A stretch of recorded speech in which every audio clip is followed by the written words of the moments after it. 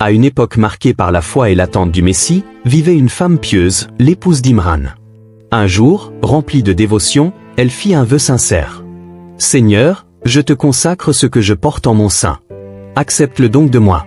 Tu es l'Audien, l'Omniscient. » Elle croyait porter un fils qui servirait Dieu dans le temple. Mais Dieu lui réservait une surprise. Elle accoucha d'une fille. Surprise, elle dit « Seigneur, j'ai accouché d'une fille. » Malgré ses attentes, Dieu accepta son offrande.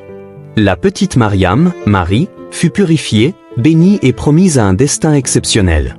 Tous les chefs religieux voulaient s'occuper de Mariam, car elle venait d'une famille noble, pieuse et consacrée à Dieu. Pour éviter les conflits, ils décidèrent de laisser Dieu choisir par le sort. Chaque prétendant écrivirent leur nom sur leurs plumes et les jetèrent dans l'eau. Tous coulèrent, sauf celui de Zacharia, un prophète et parent de Mariam. Ainsi, Zacharia devint son tuteur, par décision divine.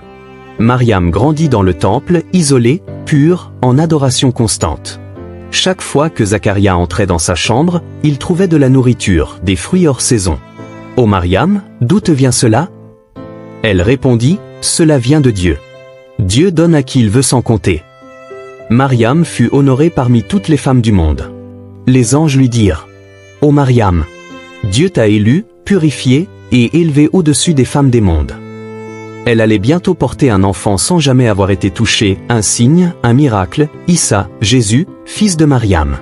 Une mère pieuse. Une fille bénie. Un tirage au sort guidé par Dieu. Et un miracle qui allait bouleverser l'histoire de l'humanité.